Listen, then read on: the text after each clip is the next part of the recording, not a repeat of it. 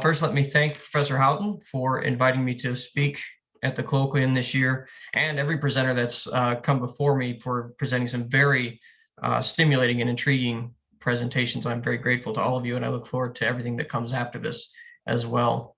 As it says on the tin, this discussion is to be on a fragmentary indication of an earlier date for the Greek Minuscule Bookhand and its unexpected correlation with New Testament textual criticism. I'd like to begin with a brief quote from Klaus Wachtel and Barbara Allan from 2014, wherein they say, "With the Minuscules, we encounter a remarkable phenomenon. The invention of this new form of writing fundamentally altered the circumstances under which all literature was transmitted."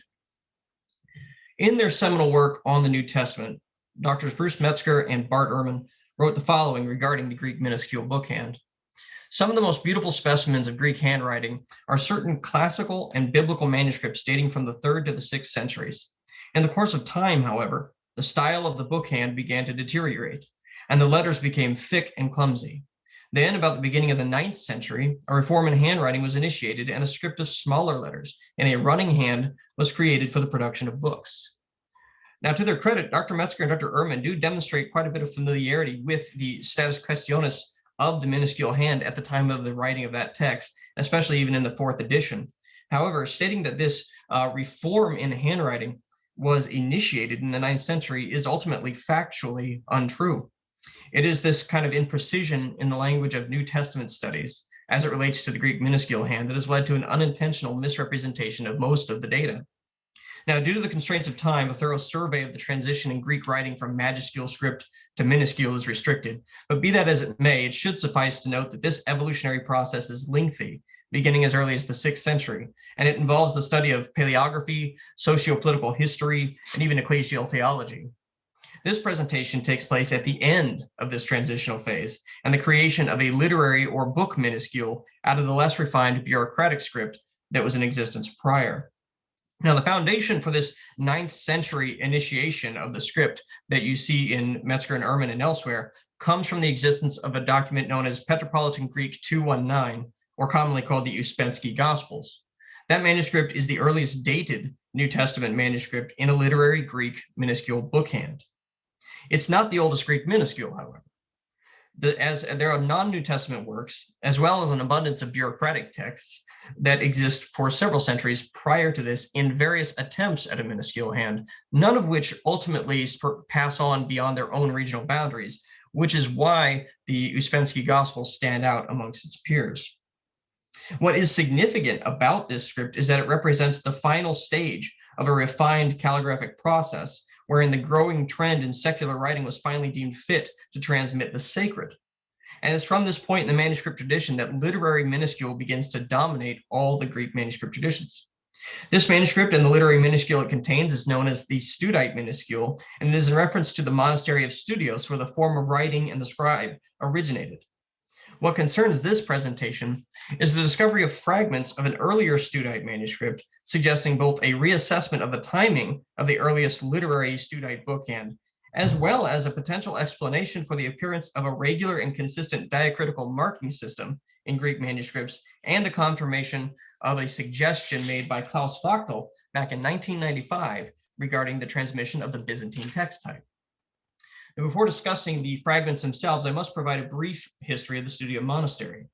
The monastery was founded in the late 5th century by Roman patrician Flavius Studius, and very little is known about it from this time up until the 8th and 9th centuries, when the great iconoclasms were taking place. It was at this period that the monastery was thrust into the public sphere, and its abbot, Theodore the Stoudite, was put before the government, facing ultimately excommunication for his position on icons.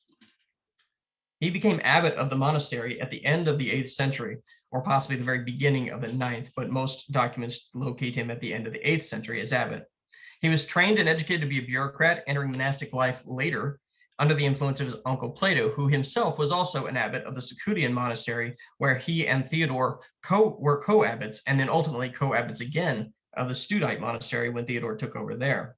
Both of these men are written about in the colophons found in the Uspensky Gospels.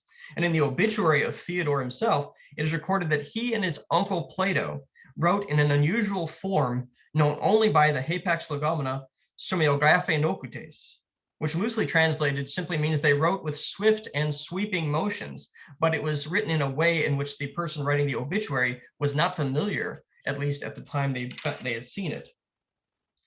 This was believed by T.W. Allen to be a form of proto-Stoudite minuscule.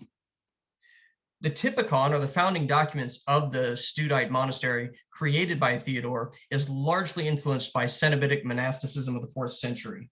He was influenced by Basil of Caesarea and Dorotheus of Gaza in most of his practices.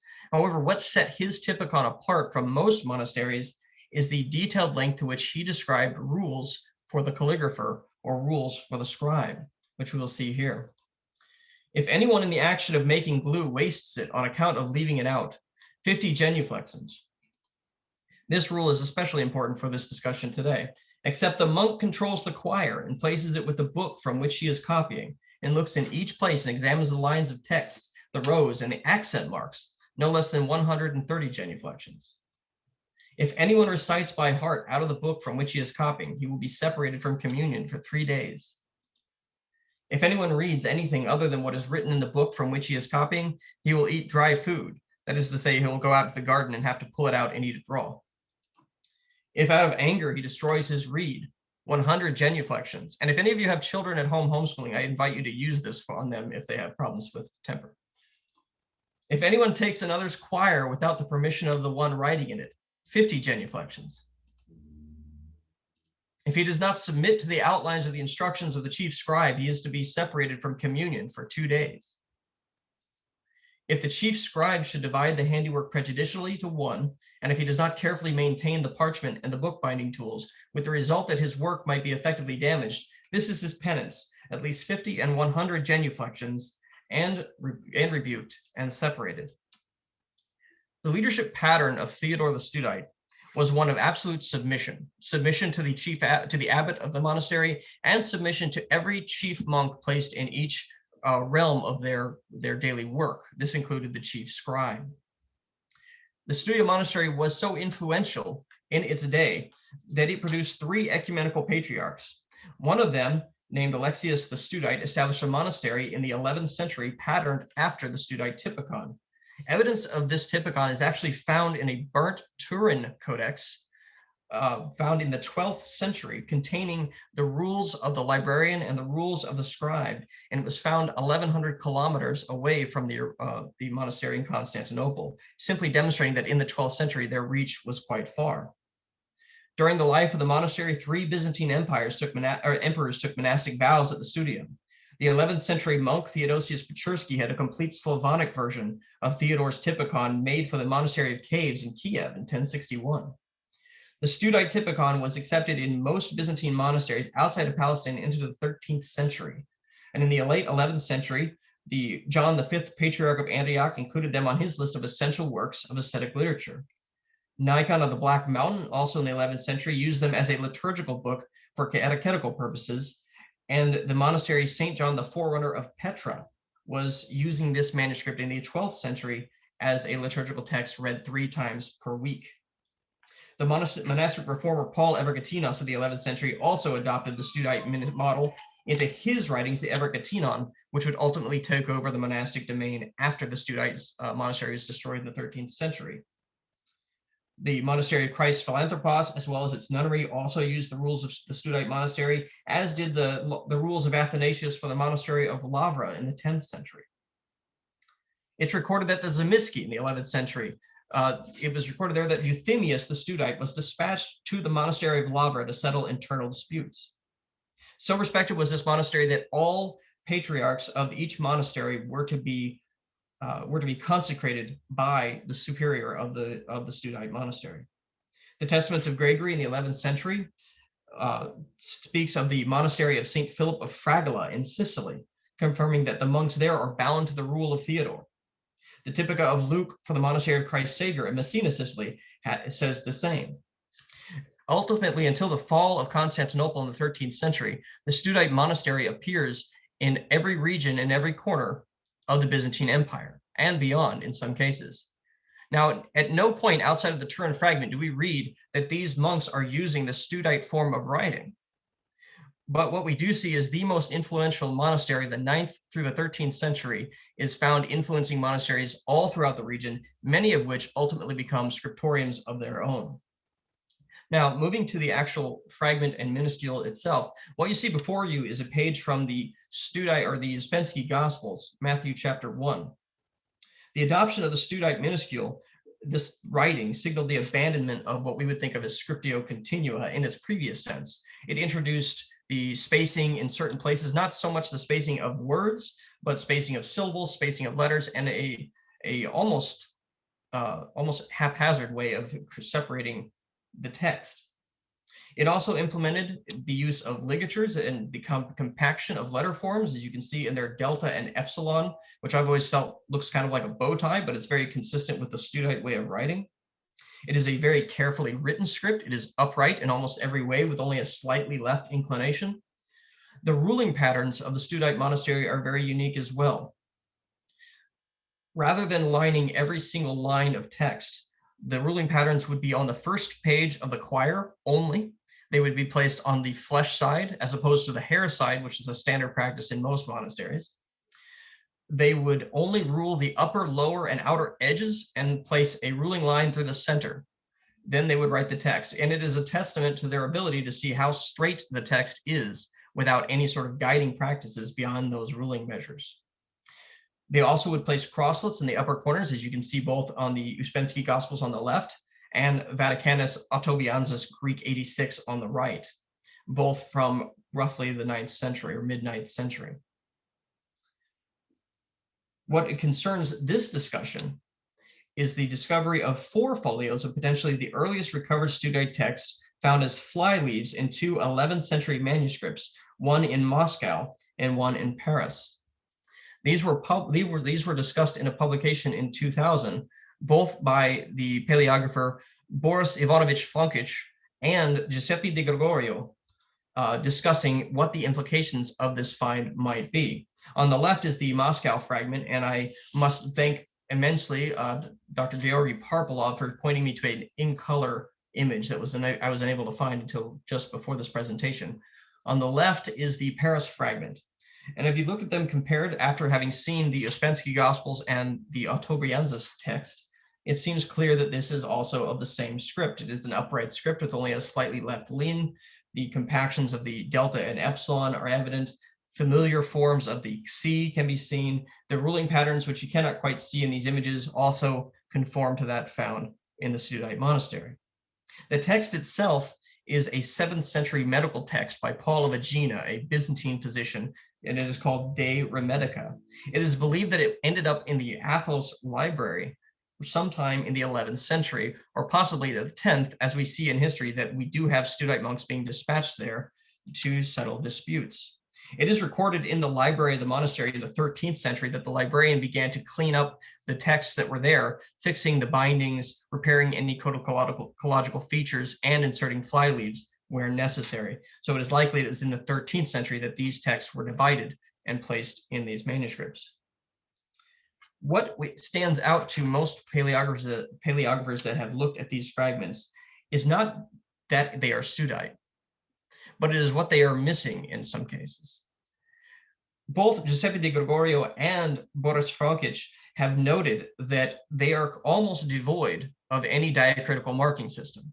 While this is not to say that any manuscript missing diacritical marks should necessarily be dated earlier than it is, when it is from the Stoudite monastery, a monastery that explicitly states punishment for scribes who do not apply accentuation marks and breathing marks to their texts, it raises a question. We know that by the implementation of the Uspensky Gospels in 835 CE, the implementation of diacritics is a consistent form. Now, if you're looking very closely in the Paris fragment on the right, you will see some diacritical markings. And in fact, if you look at the very bottom of the page, it appears that somebody has either re-inked some faded diacritics or they have added them. Unfortunately, in the image, it's impossible to say which. In the Moscow fragment, however, the diacritical markings are almost absent. And even in the Paris fragment, they are not consistent. Knowing that the text itself comes from the 7th century, there's no doubt that this is not the original, of course, but it does provide us an earliest possible date. Knowing also that the Uspensky Gospels employ consistent diacritical markings by 835 CE, we have a latest possible date. We also know that Theodore instituted the rules of his studios monastery at some point in the beginning of the 9th century, shortly after taking over. The question that remains is when the monks became consistent with their marking system. The mere fact that we have these, and of course caution is always preferred when making claims, but the mere fact that we have these creates a very clear suggestion that a literary bookhand of the Stoudite variety was in existence at least as early as the end of the 8th century, possibly the beginning of the 9th. But even if that were the case, this bookhand shows the same refinement that we see in the mid to late 9th century, which means the bookhand must have been refined before that period. There are two other fragments attached to this document, and they are found in Quallen 8 and Quallen 123. They actually represent a separate scribe, and this is a reason that Giuseppe di Gregorio calls for caution when we make dating suggestions, although he does not necessarily disagree with the earlier date, simply that we should not make too many profound pronouncements, and I agree. It is also not uncommon for Stoudite scribes to employ two scribes in the same text. So how does this impact diacritical marking of Greek manuscripts? Well, the existence of this script enhances our understanding of this peculiar tradition, which is namely the consistent application of accent marks in Greek manuscripts, particularly early papyri and then later parchment.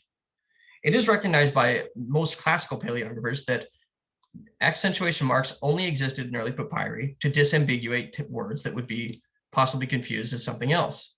An example in New Testament text is P1 at Matthew 1:18, wherein we see at the he, before following right after prin he sunelthing, the he has an acute accent over it, likely to disambiguate the particle from the article, but there are no accentuation marks or breathing marks anywhere else on the page.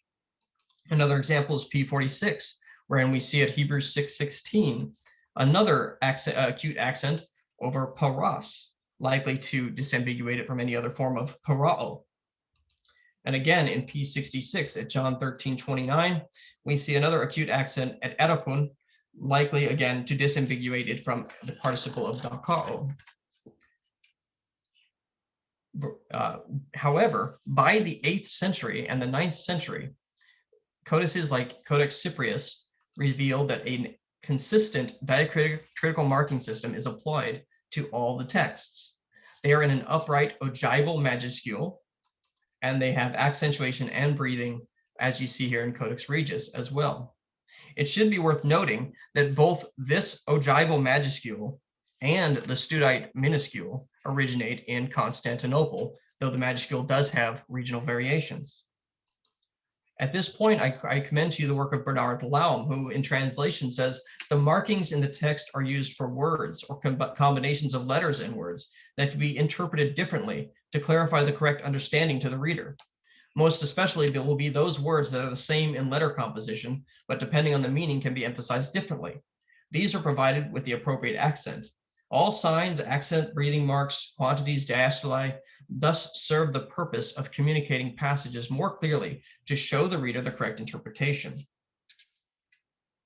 What I am suggesting is that when we see that both the majuscule texts and the minuscule texts of the same era begin to employ diacritical marking systems at the exact same time, is that we are seeing the change in shifting change from a scriptio continuo reading community into a community of a new text that no longer follows this trend. In fact, Alessandro Vatri in 2012 wrote an article, The Physiology of Ancient Greek Reading, where he employed cross-cultural research to show that cultures used to reading in scriptio continua found it difficult to read in the Western form of writing that has been broken up by words. How much more difficult would it be for a community in the Byzantine Empire? This is especially poignant in the realm of sacral texts like the New Testament, wherein corporate or public reading was expected. And one can imagine in the early stages of this transmission needing to accent a Greek majuscule forlaga so that when you copy it into the minuscule, the accents travel with it, creating reading aids for the community so that they may adapt to this new form of style. Thus, I believe that these early fragments of minuscule point us into a direction that explains the consistent marking of Greek manuscripts after the 9th century. Now, lastly, as it said in the title, bringing this minuscule to the textual criticism field and to the Byzantine text. Klaus Wachtel, in his work in 1995, carefully laid out that the development and the expansion of the Byzantine text is, in principle, a continuous process, wherein leaps in development happened in various centuries. As manuscripts are supposed to be copied several times and edited beforehand, they become enriched with common readings, and this was evident in his research. The Byzantine text, as he saw it, contained layers of variants not attested before the 9th century, with a tendency toward the smoothing of difficult readings and the removal of ambiguity, and especially so as the text became used in liturgical settings. The readings that he found consisted of variants that started in the 4th and 5th century, but then shifted in the 6th century, and then ended up in the 9th century with layers of variants not attested prior. Ultimately, the adaptation of the New Testament text toward this text type that's found exclusively in manuscripts of the late medieval era is not one of conscious and controlled change, but one of gradual and prolonged editorial activity. It began in the 4th century in the gospel texts that we have, and increased into the 6th century with a pronounced and in some respects final shift in the 9th. Now, it is at the close of his work in 95 that he made this statement.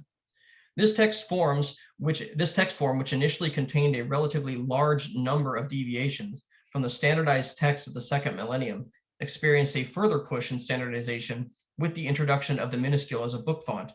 It is the resulting text form that determined the tradition of the subsequent centuries until well into the time of the printing press. As early as his first writing on this subject, he recognized that the implementation of the Minuscule Bookhand in the 9th century corresponded exactly with the peak of the Byzantine text type in the 9th century. Later, he would write with Barbara Alland, the text in the standard form typical of the 2nd millennium came to dominate the tradition only after the New Testament began to be transmitted in the minuscule script.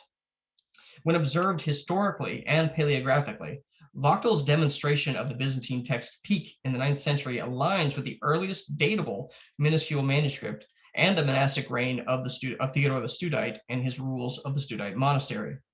Additionally, the recognition that the Byzantine manuscripts in the 9th century don't fully conform to the standardized text found in the 13th, as seen both in Wachtel's work and in the work of Elijah Hickson on the Codex Rosiensis, parallels the later increase in monastic typicons enforcing submission to authority, including that of a chief scribe, something the monastic life of the Stoudites introduced.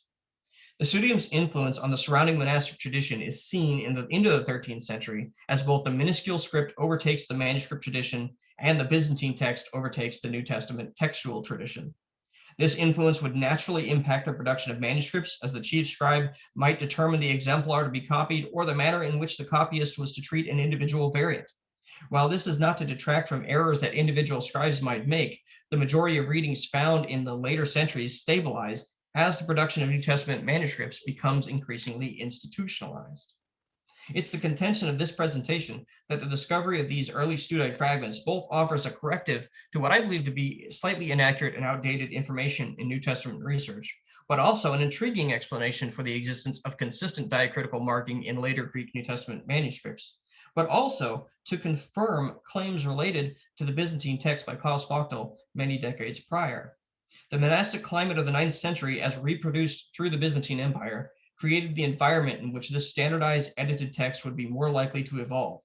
The growing pool of majority readings evidenced in the existing manuscript tradition, when juxtaposed with a culture of disciplined and controlled scribal activity, is likely to find the kind of homogeneity seen after the 13th century, precisely because of the monastic culture introduced by the Stoudite monastery. This monastic tradition not only produced the environmental controls necessary to create this final Byzantine textual cluster that Wachtel identified, but also brought the necessary vehicle to transmit it throughout the empire, the Greek minuscule bookhand. In so doing, what Wachtel asserted conjecturally is demonstrable when combined with paleographic and historical research of the same periods. Now, obviously, much more could and should and has been said about this material, but for the sake of time, I must end here. And I thank you for your time.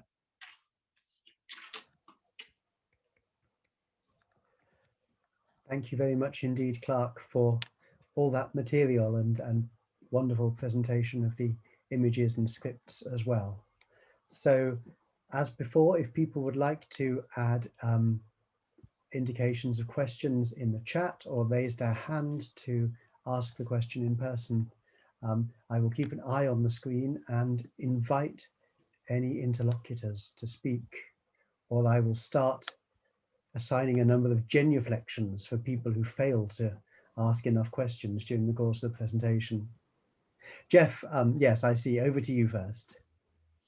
Oh, that's a splendid paper, Clark. Thank you very much. I was interested to note, if I didn't mistake it, that the most serious crime that a scribe could commit was to recite by heart. Yes. Can you talk to that a little bit? Yes, it is. It must be admitted that certain aspects of these rules are a bit vague, and we have to kind of deduce what is to be said here, and it has been written on before. I believe the most likely explanation is what we are looking at here is the requirement to copy strictly from the Vorlage and not to go from memory when we're dealing with a text that is familiar.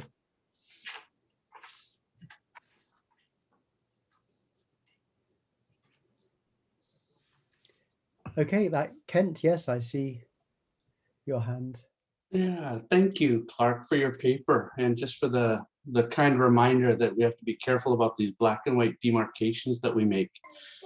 Some of my research has worked on cursive classical text, so not minuscules, but classical text. And I was just wondering if you'd done any research on kind of the impact of classical cursives on the later development of minuscules. I have, yes, and actually it was part of the focus of my my THM work early on. And the minuscule has definitely evolved out of the cursive majuscule, largely started in the bureaucratic texts and administrative documents and those sort of things. But as we see that cursive majuscule become more and more popular in use, you start to see minuscule forms beginning in certain letters, particularly with your omicrons, your epsilons, and things like that, until we find it in educational exercises of the 7th and 8th century, where we start seeing an actual instruction from majuscule to minuscule for certain schools. Just a follow-up, do you see any kind of time demarcation or chronological demarcation in literary text versus non-literary texts? As far as at least in the New Testament world, we really don't see any New Testament texts prior to this 835 mark. It really is what stands out for this particular group of scribes, that theirs is the one that becomes the first use. As far as exposure in classical text, the earliest known dated minuscule is D'Orville 301. It's a Euclid work, and it is from 887, I believe, although someone can correct me in the chat if they have a different date. And it is in a minuscule with full diacritical marking, and it's written by Stephanus the clerk, and all we know is that that's his name. There's no other information about him specifically, and it's believed it was written for Arethius of Caesarea, actually. Thank you, Clark. Nicely done. Thank you. Thank you. I'm aware of the time, so last question now will be David Flood, and then there will of course be the opportunity to have a discussion following the paper. But David, yeah, thank you, Clark. That was excellent. Since the presence of the diacritical marks can be an indication of age, how well can we spot, for example, an 8th century minuscule that has had the marks added later, since that was obviously so important to them, especially from the 9th and 10th century on? Sure, yeah, and I definitely want to make sure I make it very and clarify that I don't believe that if you find a manuscript that lacks diacritics, that it is somehow earlier than the 8th or 9th century. Okay, that would be pushing a very small factor of paleography too far. That is only, to me, is only really significant as it's connected to this particular monastery and their enforcement of the use of that. However, determining whether they're added later, I think, is always going to be a difficult challenge. The one thing the one advantage to that is that we have very little from this period, the 8th and 9th century, in any kind of minuscule. to really go off of. We don't see consistent diacritics until the 9th, 10th century in general. So as far as determining were they earlier or later, it would largely depend on what other factors you're looking at in the manuscript itself. In most circles, the type of script is going to give you a better indication of the general century in which it happened. Outside of that, then you can start kind of piling on other evidence that might be significant. Super. Well, thank you very much for the questions and for the presentation and the swift